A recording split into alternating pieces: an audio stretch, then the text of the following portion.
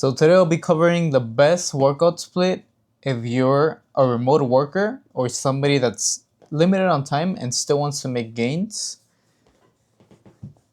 with minimal effort and still getting good results. So, best workout split. So, best workout split for busy remote workers. So what do we want to focus on if you want to get that best split? So number one, you want to get a split that has the highest ROI, highest return on your investment, and that is the lowest time consuming. So you want one and you want two. I'm sure you guys can see that there. Highest ROI and lowest time consuming. So I always like to say, mediocre effort equals mediocre results. However, just because it's least time consuming doesn't mean that you're getting mediocre results or that you're putting mediocre effort. You're still putting in as much effort as you can possibly, because if you do have more time, I would suggest maybe going for a different workout split. But if this is you, maybe you just don't have a lot of time, you can only work out 3 days a week, this is what I would recommend. So there's going to be the 3-day split. 3-day split. There's going to be an example. Since we're going to be doing a 3-day, wrote that wrong. Since we're going to be doing a 3-day split, I would suggest that you space out each day as much as possible. Why? Because the more time that you give each muscle to recover, the harder that you can hit that muscle on the next day. So it's going to be a 3-day split.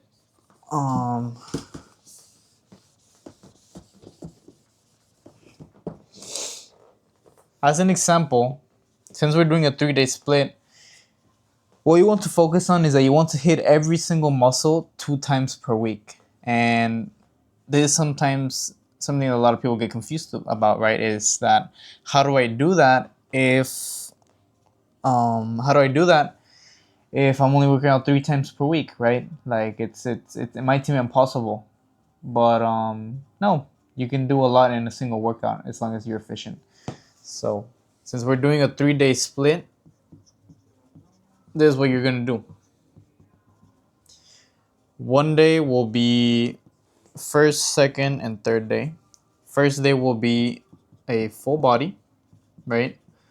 I always recommend that the full body, since you're hitting every single muscle that day, I would give the most time in between this day, which I'll explain a little bit later. And then the second day will be upper, and the third day will be lower.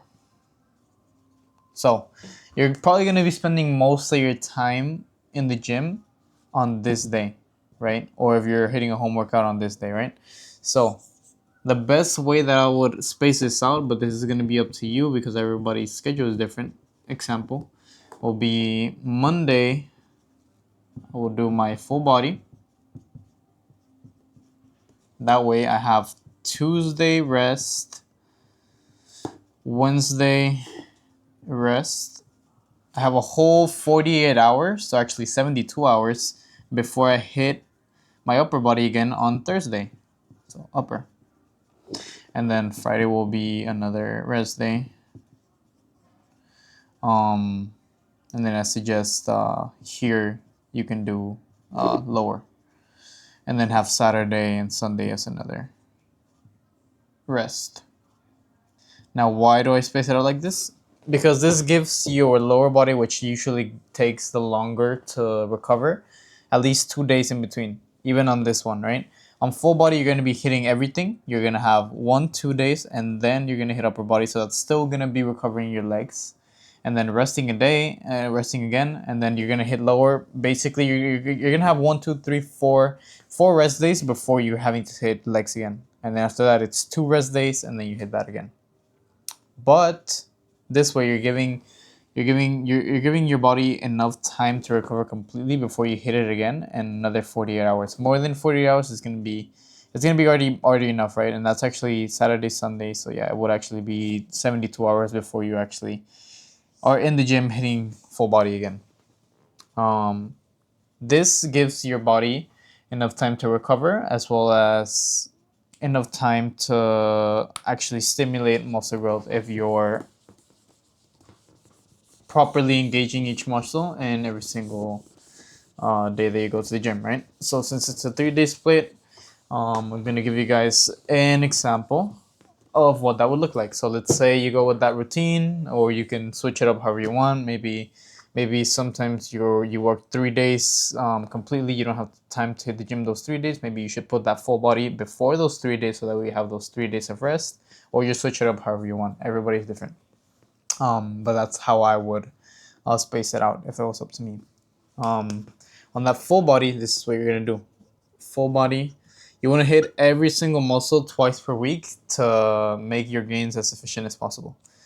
Full body will be, as an example, I would focus on 1, compound lifts. Usually I wouldn't do this, but because we're in this situation where you're limited on time, compound lifts is an easy way to hit multiple muscles at the same time. And if you're a gym beginner, it's going to be amazing, right? If you have more days to work out, then I would focus more on accessory exercises. But yeah, compound lifts, focus on your essentials, which is going to be your vertical as well as horizontal push and pull.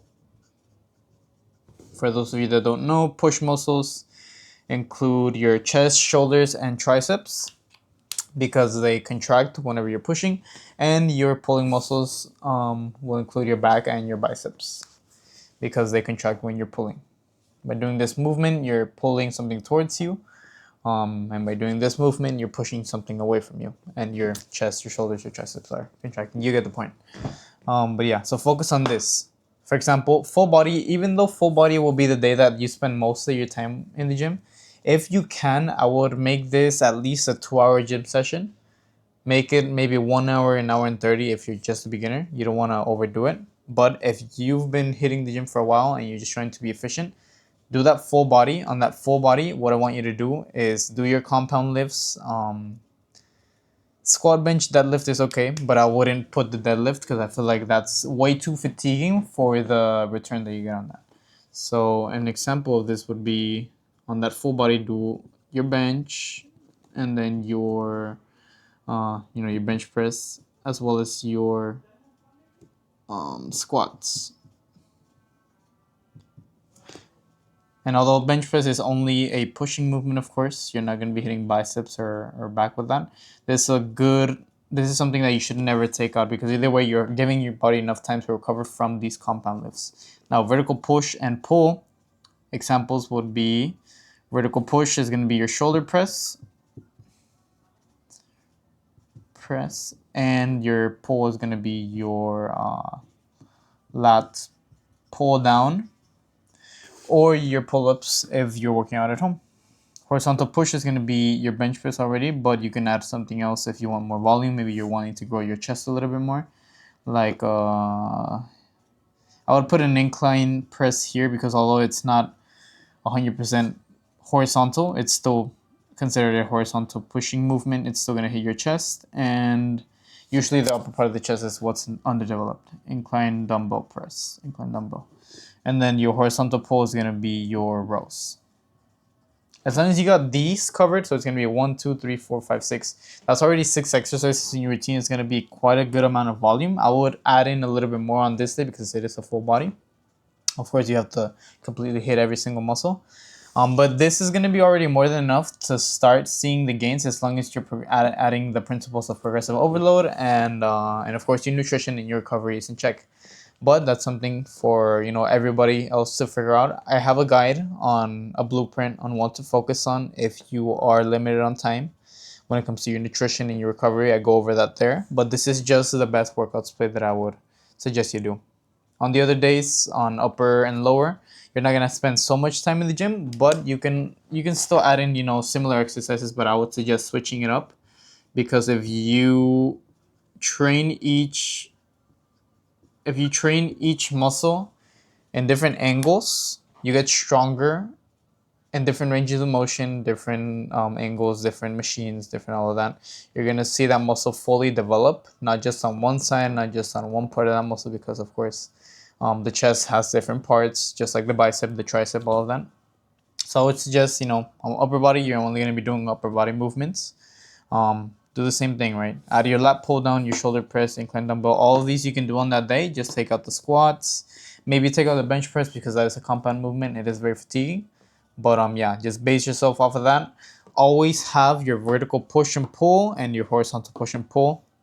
Do those exercises at least twice a week, and as long as you're progressively overloading, getting stronger, and your recovery and nutrition is pretty good, you'll see gains starting to come in. You don't have to spend hours in the gym every single week. You're only going to the gym 3 times a week, which is 3 different sessions.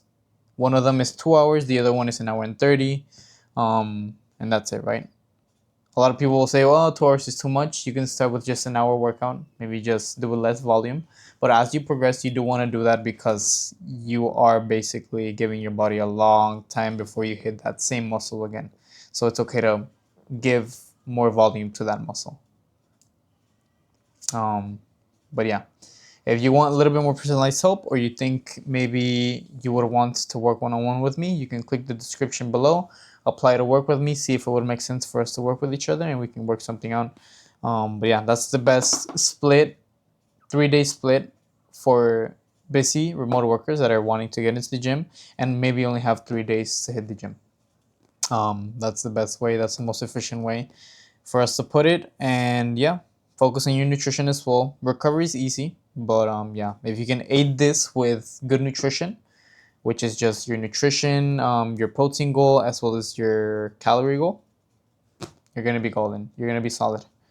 Um, yeah, this is the best way to make gains, have the highest ROI in the gym with the least amount of time consumed. So thank you guys so much for watching, and I'll see you guys in the next one.